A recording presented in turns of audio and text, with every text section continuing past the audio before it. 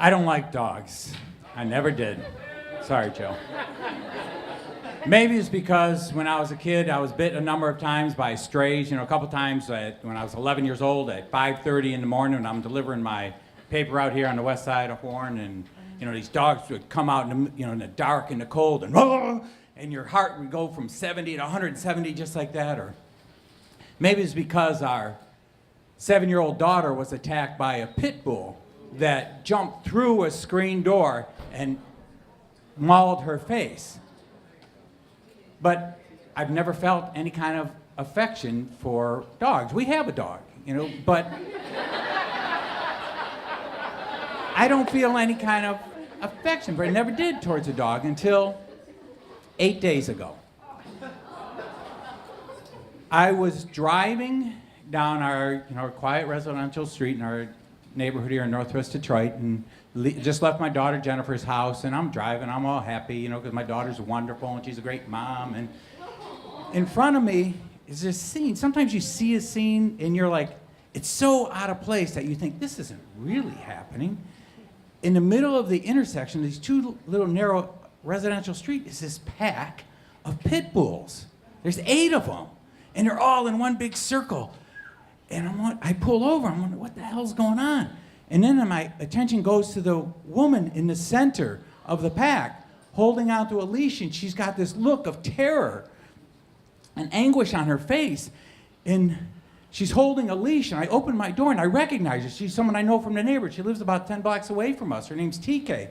And she's screaming, "They're killing my dog! They're killing my dog!" And she's got her dog in a leash, and it looks like just a bloody rag doll just lying there. I'm like, shit. I look in my back seat, and I see I have a pipe wrench back there from a job I'd done, and I come out, and I'm trying to knock these dogs off of her, but they're attacking from all sides, and I knock like 3 of them off.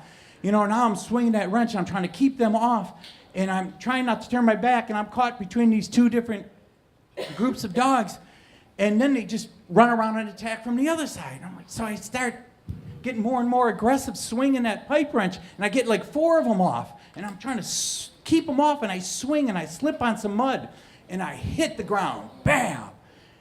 I look up, my hands are bleeding, and about 2 feet away from me is the biggest of the dogs, the kind that with the really big head, except it looked like about this big at this point. And I'm looking up at him, and he's got foam around his mouth. I've never seen this except in a cartoon. And I'm like, shit, I'm dinner.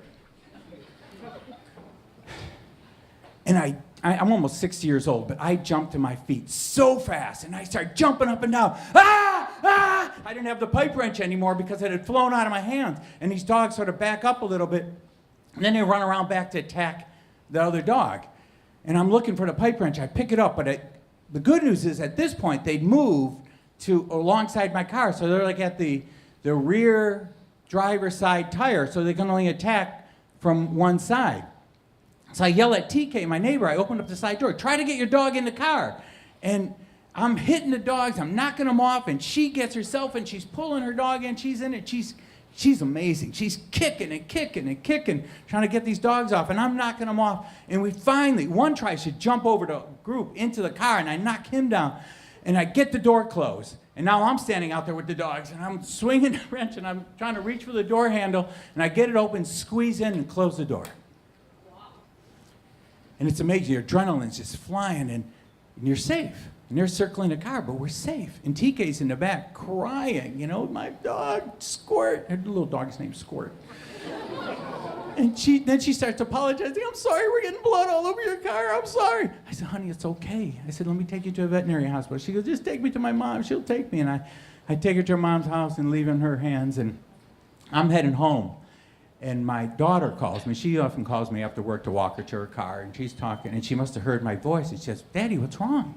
And I tell her the story, and when I get to the part where I fell, she says, "Why did you stop? What is wrong with you?" She gets really angry with me. She goes, "You could have been killed, Daddy. What would I do if you had gotten hurt?" And she says, "You don't even like dogs." I said, "Honey, if you had seen her face, you would have stopped too."